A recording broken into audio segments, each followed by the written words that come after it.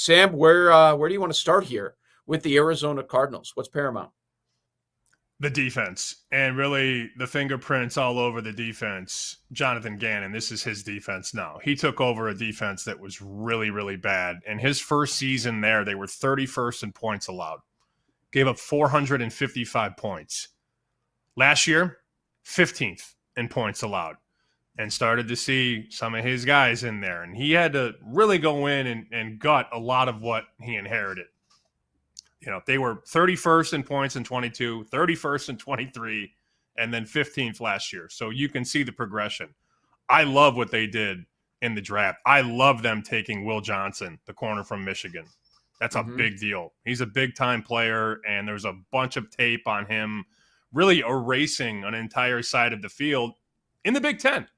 You know, I mean, it's something to be said. The Big Ten has been a national championship conference in 2 straight years. Think about it, right? Michigan, Ohio State, and this kid played against some pretty good players in his career at Michigan. Campbell, I don't know what you got there. Calais Campbell's 38 years old. I think he's going to be good for maybe 15, 20 snaps. He's a locker room guy, right? Sure. I mean, that's why he's there. Yeah. Yeah. It's 4th and 1. They need a yard. Bring in Campbell. Dalvin Tomlinson they bring in to play the nose from Cleveland. I like what they did defensively. I really do. And Sweat should be a big deal. We'll see if he can live up to the paycheck. I'm not quite sure yet. The first question, though, I have about this entire team, and I'm being completely serious here. I had to look this up this morning. When does the new Call of Duty come out?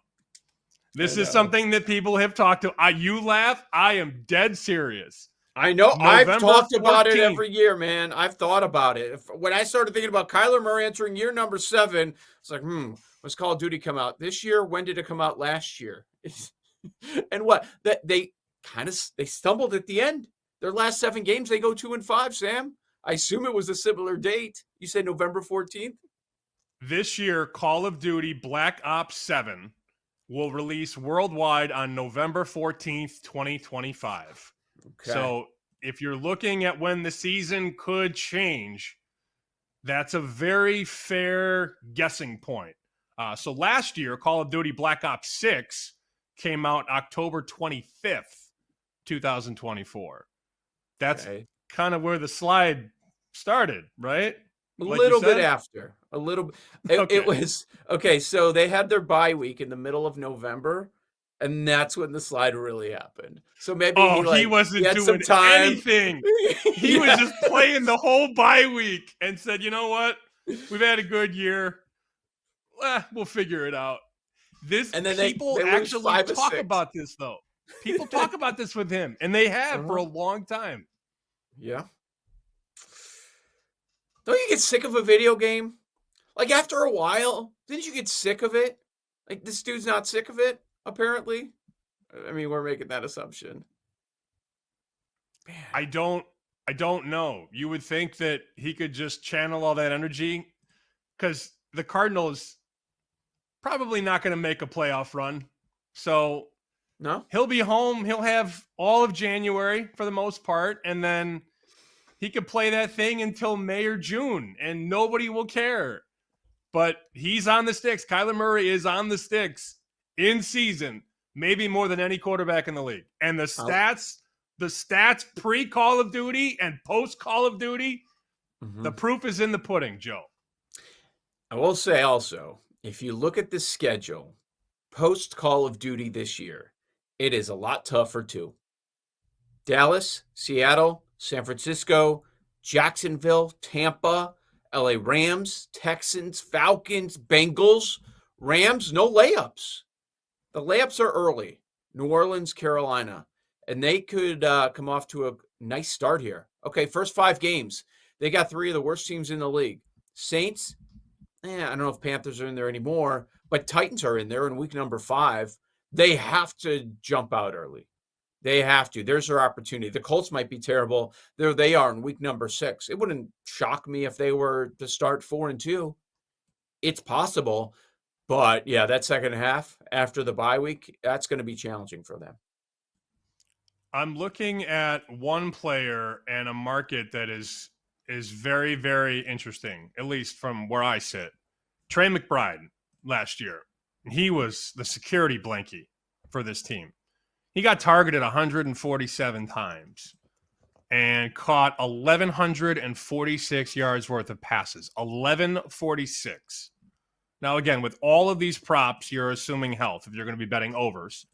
And we've also chronicled how the under hits about 60% of the time on season-long props. But Trey McBride's number at BetMGM is 880.5, 880.5. A couple other books have him in the 900 range, 900.5. A guy that had 1146 last year is only totaled at 900.5. It seems light, but I also think the sports books know what they're doing here. What are your thoughts on that number? 900.5 at the ceiling. Yeah, I would not go over. I understand why the number's there, and we've seen injuries pile up over the years for him. For that would scare me a little bit. It's hard for me to go over on a running back. It really is. I'd have to be finding a ton of value. End. Oh, you were talking about McBride. Okay, because I saw an 880 McBride. on McBride. Yeah. Yeah, there's 880, 900, 900. Okay. Yeah, because I saw that 900 number on Connor, so I was thinking that you were going there. McBride, I like 1,100 yards, and then that goes down a bunch. I understand the McBride love. Okay, so trying to balance this. Can't go over on all the receivers. Would you rather go over on Harrison or McBride? So Harrison has 885 in his rookie campaign, 62 grabs. You would expect him with the pedigree and everything, second year in the offense, another year with Murray, him to take a leap forward. So 885, and now the number is 925. Are you comfortable going over on both, or do you kind of have to pick one? I would say pick one. I mean, they both could hit, but Petzing loves the tight ends. He's the offensive coordinator, Drew Petzing, for those that don't know.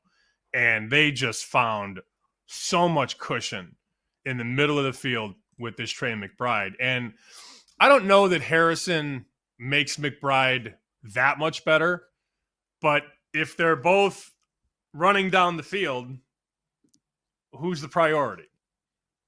It's Harrison. Well, target. Yeah, but target-wise, it was McBride, right? Right, but I mean, if you're planning for this offense, do you want to get beaten for 50 yards or for 15? I feel like Harrison, people are going to always get back and watch the deep ball because of his ability to break a big one. Mm-hmm. So if I had to pick one, I would go with McBride. Like if I was building a team, I'd go with Harrison. But that's not what you asked. You asked which player would I rather go over on. There are so many ways that you can get these tight ends open, and then the tight end is, what does Stanford Steve always say? The tight end's always open. On the broken play with a quarterback who loves the broken play, the tight end is the blankie, and you just find him. And Harrison, I think there were some times last year when Harrison would just keep running his routes because he's an exceptional route runner, a lot like his dad was, but then didn't come back to the ball. McBride comes back to the ball, and that's why he had so many targets last year. So I would lean McBride over on yards. 147 targets for McBride, 116 for Harrison. 8 touchdowns, Harrison. Wow. Yeah, I forgot. I remember that last year. McBride doing everything between the 20s, couldn't get into the end zone. He had 2 all of last year. 2 touchdowns for McBride. Numbers 4.5. Over. Yeah.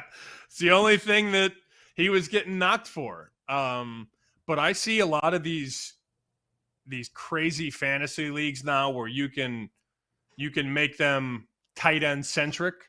Like you get bonus points for picking the right tight ends. And I'm seeing these 12-team tight end leagues where Trey McBride is going 6th or 7th overall. That's the stock that people are buying into, that if you're going to be in one of these like heavy PPR tight end leagues where you get rewarded for having a good tight end or a great tight end, he's going as high as it gets in those tight end leagues. So there's a lot to like about him. people nobody did last year. And if he gets in the end zone 4, 5, 6 times this year, he'll be even more productive from a fantasy standpoint. This Arizona defense, I think you're right. Like that's where it's at. So they were at a level of, I'd say, respectability last year. 5.6 yards per play. That was 21st in the NFL, tied with the Rams, believe it or not. But everybody tells me that's an elite defense. It's the best defense ever. Okay. Arizona. So now 5 new starters. We think it's going to work. It's what Gannon wants.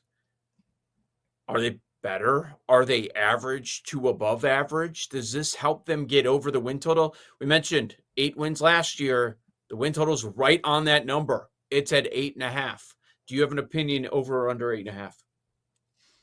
I lean under, but that could completely change. Like, I don't have to make a bet right now.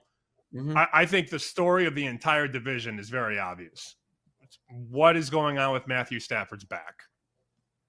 What's going on? We've seen some tea leaves. We've seen, brief descriptions of what is going on. How many games does Matthew Stafford play? That's really what I want to know. That injury is the key to the division. If you're going to tell me Matthew Stafford plays in 14 or 15 games, status quo. If Matthew Stafford plays in 5 games, Arizona could be a playoff team, and that's plus 125 at BetMGM.